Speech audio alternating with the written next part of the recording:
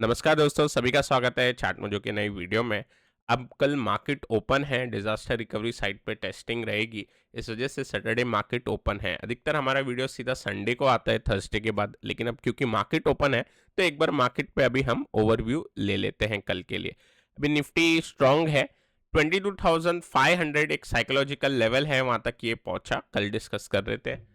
और 22,500 के ऊपर अब अगर निफ्टी निकलता है, स्पेसिफिकली अगर हम 22,515 के ऊपर अगर मार्केट जाएगा तो फिर सीधा 22,600 और 22,700 ये दो लेवल के लिए अब हम फिर अटेम्प्ट करेंगे। नियर अबाउट अपने ऑल टाइम हाई पे टच करने की कोशिश करेंगे। मिड कैप के अंदर आज भी तेजी बनी हुई थी। अभी मैं क्विकली, क्योंकि निफ्टी के ऊपर वो निफ्टी के लेवल डिस्कस कर रहा हूं, तो डाउन साइड का एक बार मैं लेवल बता देता हूं। डाउन साइड में दोस्तों 22,000 के नीचे जब तक क्लोजिंग नहीं मिलती, अब हमें जब तक कोई सच बेरिशनेस नहीं लग रही, इसके लिए डाउन साइड अगेन फिर से मैं क्रॉस करता हूं। और अभी कल का मार्केट की क्लोजिंग इंपॉर्टेंट होगी। क्या हम एक अटेम्प्ट लगाते हैं 22,600 22,650 तक के लिए? अभी आज के दिन का लो इंपॉर्टेंट हो जाता है। इनफैक्ट मैं अगर बोलूँ तो प्रीवियस डे की ओपनिंग वाला जो लेवल है वो इंपॉर्टेंट है।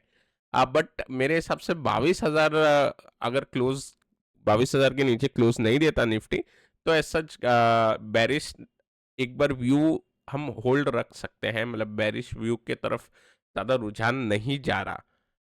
एग्रेसिव है तो उस मामले में 22,300 का लेवल आता है, लेकिन मैं फिर डिस्कस नहीं करना चाहता क्योंकि कोई ऐसा ट्रिगर लग नहीं रहा।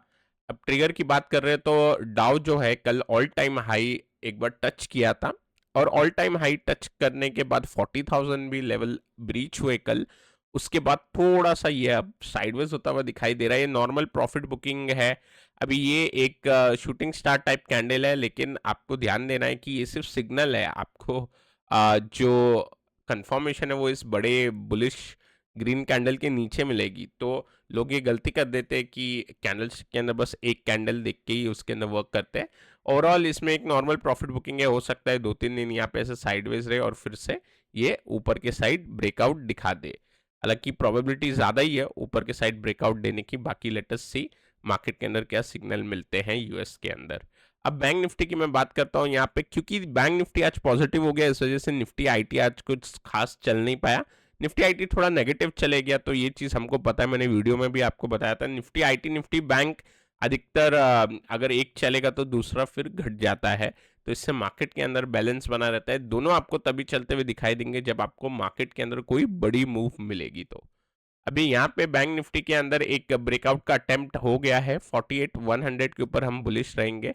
अब ये 48,100 के ऊपर क्लोजिंग दिए तो अब मैं नेक्स्ट 48,500 तक एक बार एक्सपेक्ट करूंगा बैंक निफ्टी के अंदर। नीचे के साइड एज सच कोई लेवल नहीं दिखाई देते। बैंक निफ्टी के अंदर एक स्ट्रॉन्ग चार्ट बना हुआ है। नीचे अभी बैंक निफ्टी में हमें बेरिश साइन जब मिलेगा, जब 47,000 के नीचे क्लोजिंग मिलेगी। तो अगर आपको 47,000 के नीचे क्लोजिंग मिलेगी बैंक निफ्टी पे, फिर बेरिश एक बार सिग्नल मिल जाएगा। मिड कैप सबसे ज़्यादा स्ट्रांग है सब में से। मिड कैप वन वे ऊपर जाता जा रहा है। अब यहाँ पे हम देख सकते हैं कि आज लगातार अगर हम नीचे से देखें तो 6 सेशन था जिसमें हम ग्रीन कैंडल के अंदर क्लोज हो रहे हैं मिड कैप पे। अब मिड कैप की स्ट्रेंथ काफ़ी ज़्यादा है और ऑल टाइम हाई लेवल पे चले गया है मिड कैप।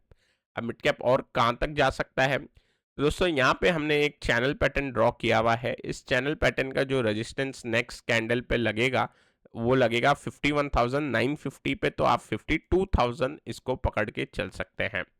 तो 50,000 पे अब अगला हर्डल है जो कि लगभग 400 पॉइंट ऊपर है यहाँ से। तो मेरे हिसाब से यहाँ पे अगेन एक 0.75% की मूव मिलनी चाहिए नेक्स्ट सेशन के अंदर, जहाँ पे हम 52,000 तक एक बार पहुंच जाएंगे। अब उसके बाद थोड़ा साइडवेज होता है कि वन वे ब्रेकआउट देता है, वो चीज़ देखनी होगी।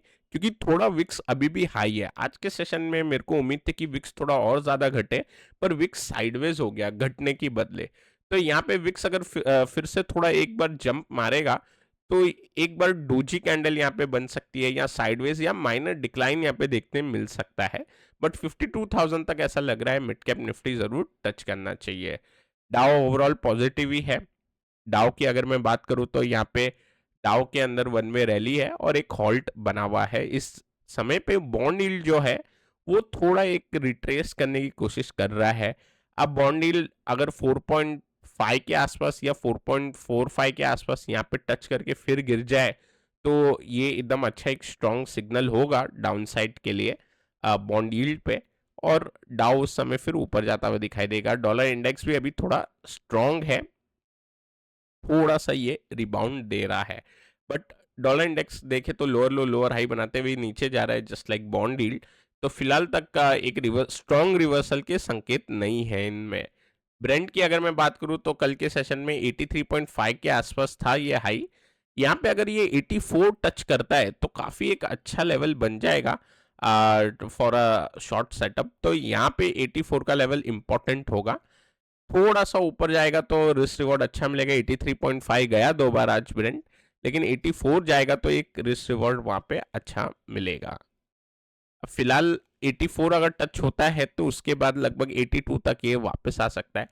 हालांकि यहाँ से भी गिर सकता है, लेकिन 84 तक एक बार लग रहा है कि टच करे और फिर थोड़ा डिक्लाइन मिले तो वो एक ज़्यादा अच्छा रिस्क रिवॉर्ड वाला सेटअप भी होगा, और ये अपनी मूव की सिमिट्री पूरी कर लेगा। मतलब यहाँ से एक जस्ट अपना रेजिस्टेंस के नियर टच करके फिर गिरेगा। तो अब कमोडिटी के अंदर अच्छी रैली बनी हुई है। गोल्ड ऑल टाइम हाई के अब नियर पहुंच गया है, और सिल्वर में हम कल जो डिस्कस कर रहे थे मंथली चार्ट पे कि एक ब्रेकआउट है ऑन दी मंथली चार्ट, तो वो ब्रेकआउट भी हमें आते हुए दिखाई दे रहा है सिल्वर पे। काफ़ी अगर हम देखें तो ये लेवल 2021 के लेवल थे, और ये पैंडमिक के टाइम ये लेवल देखने मिले थे जब पैंडमिक का न्यूज़ फ्लो थे और पैंडमिक की वजह से इक्विटी मार्केट डाउन हो गए थे। अब उस लेवल के ऊपर निकलता हुआ दिखाई दे रहा है सिल्वर। तो यहाँ से जैसा हम कल डिस्कस कर रहे थे कि इमीडिएट बेसिस पे ये सिल्वर जो है 35 के आसपास तक ज़रूर जाना चाहिए, उधर इसका एचएनएस का पैटर्न पूरा हो जाएगा। अब दोस्तों एचएनएस के पैटर्न से एक पैटर्न जो कल एक बार डिस्कस कर रहे थे, एमएनएम के अंदर आज अच्छी मूव बनी हुई थी। एक ब्रॉडनिंग पैटर्न हमने जो डिस्कस किया था एमएनएम पे, इसका मैं डेली चार्ट लगाता हूँ। हालांकि उसके लेवल आ गए थे, लेकिन काउंटर काफ़ी स्ट्रांग है तो आज फिर से ये ऊपर बढ़ता गया। अभी एक हमने क्रॉम्पटन का चार्ट डिस्कस किया था, एक ब्रॉडनिंग पैटर्न था। अच्छा, इस चार्ट ने आपको क्या किया, ये जो ब्रेकआउट कैंडल थी उसके लो को वायलेट नहीं किया। मेरे को लग रहा था कि ये इसके लो के नीचे ना चले जाए तो उससे इसका सेटअप खराब हो जाता था, लेकिन हम यहाँ पे जस्ट बचे। और उसके बाद इस काउंटर ने एक रिवर्सल दिखा के और बहुत ही एक अच्छा ब्रेकआउट दिया। अर्निंग इसके पॉजिटिव थे तो उस वजह से और इसको सहायता मिल गई। अब इतना बड़ा आप अगर ब्रेकआउट देख रहे हो 15% की मूव, तो ऑब्वियसली अगर आप कोई भी काउंटर देखोगे तो कोई ना कोई इवेंट होता है। रिजल्ट को भी हम एक इवेंट बोलते हैं, बट उस इवेंट से पहले आप देखिए इसके अंदर एक ब्रॉडनिंग पैटर्न बना था। इसका मतलब वॉलेटिलिटी बढ़ रही थी। जैसे जैसे काउंटर आगे बढ़ रहा था वैसे बुल्स और बेयर दोनों ही एग्रेसिव हो रहे थे। बेयर्स जो है जब ये ऊपर जाता तो एग्रेसिव होते थे, और बुल्स नीचे से फिर अग्रेसिव होते थे। इस वजह से जैसे जैसे ये काउंटर ने आगे और टाइम बिताया तो वॉलेटिलिटी इसकी बढ़ते गई, और फाइनली जब ब्रेकआउट मिला तो आज आप इसका रिएक्शन देख सकते हो। काफ़ी एक फास्ट रिएक्शन था और एक 15% के लगभग अप मूव मिली। अब लेकिन यहाँ पे इसने स्मूथ ब्रेकआउट नहीं दिया, क्योंकि यहाँ पे आप देखिए 3 कैंडल नीचे आए फिर थोड़े 2-3 कैंडल ऊपर गए, क्योंकि ब्रॉडर मार्केट ही काफ़ी कमज़ोर हो चुका था इस समय पे। तो इस वजह से ये आपको बिहेवियर दिखाई देता है। बट इस टाइप के पैटर्न आपको ध्यान रखने चाहिए। ब्रॉडनिंग पैटर्न के ब्रेकआउट काफ़ी एक अच्छे साबित होते हैं। मैंने आपको एमएनएम फिर से इसलिए बताया था क्योंकि ये भी एक ब्रॉडनिंग का ही टाइप है। इसको भी हम ब्रॉडनिंग वेज ही बोलते हैं। Right angle ascending broadening wedge बोलते हैं। अब दोस्तों बात करते हैं हम आने वाले सेशन के लिए, जो सैटरडे का सेशन है। अब हालांकि छोटा सेशन होगा, लेकिन काउंटर जो आ रहा है रेडार पे वो थोड़े समय के लिए वो है गेल। अभी गेल अपने एक चैनल फॉर्मेशन में है। गेल का चैनल पैटर्न का ब्रेकआउट जो है वो 206 के ऊपर हो जाएगा।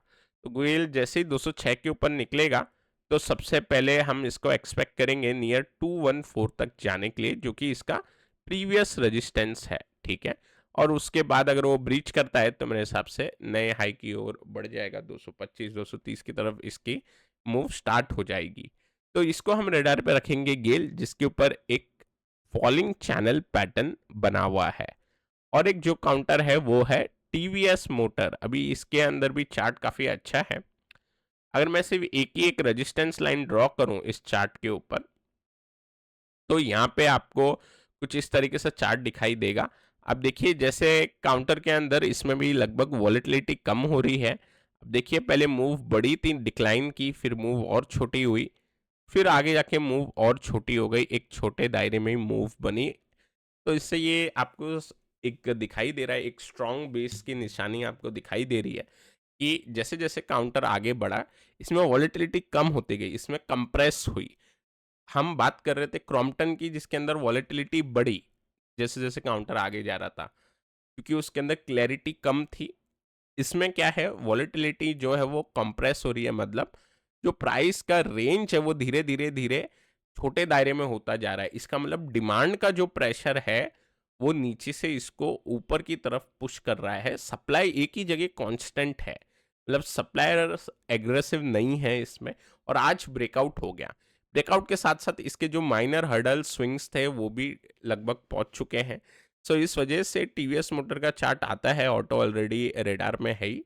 अब यहाँ से 2200 का लेवल निकालेगा तो एक अच्छा ब्रेकआउट मिलना चाहिए। अगर हम आज इसका हाई देखें तो लगभग 2192 का ये जो लेवल है, इसके ऊपर जाने के बाद ब्रेकआउट की मूव बननी चाहिए। तो एक सेफ लेवल के लिए 2200 का लेवल, 2200 का लेवल पे वॉच रखनी चाहिए।